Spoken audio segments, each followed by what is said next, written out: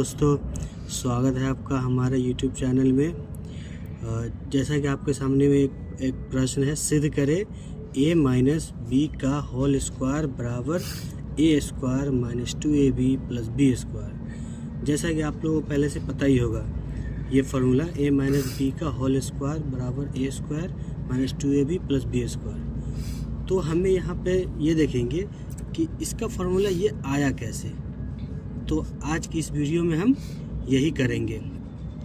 तो बराबर के इस साइड में जो भी चीज़ होता है उसको हम LHS बोलते हैं, यानी कि बायां पक्ष। और बराबर के उस साइड में जो भी होता है उसको हम बोलते हैं RHS, यानी कि दायां पक्ष। ठीक है, तो अब हम लेंगे LHS से। LHS में क्या है आपका a माइनस बी का होल स्क्वायर है। ठीक है, इसके बाद इस हम a माइनस बी का जो होल स्क्वायर है इसको हम इस तरह से भी लिख सकते हैं, a minus B into a minus B.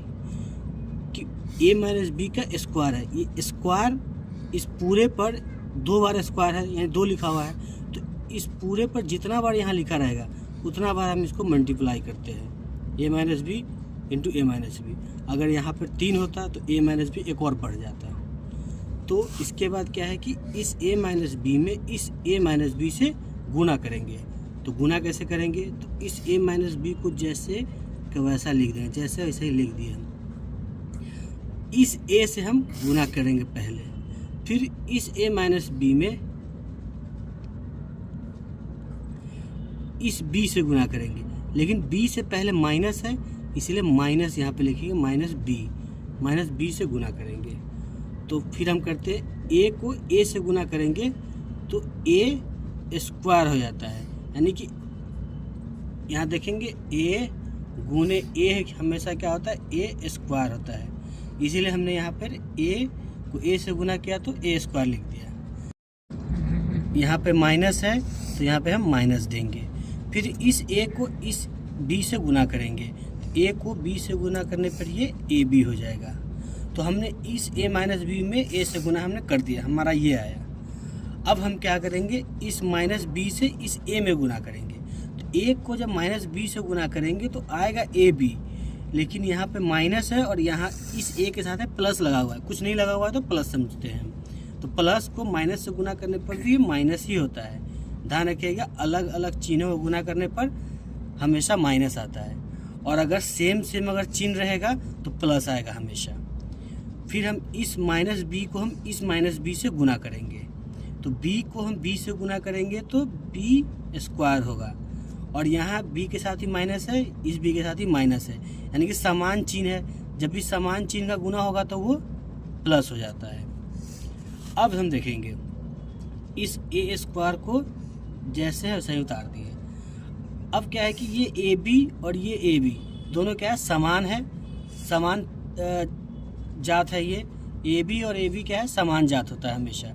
और इस ab के साथ में हमेशा क्या है कि जब कुछ नहीं लगा हो तो a हम मानते हैं कि इसमें लगा हुआ है, a लगा रहता है हमेशा।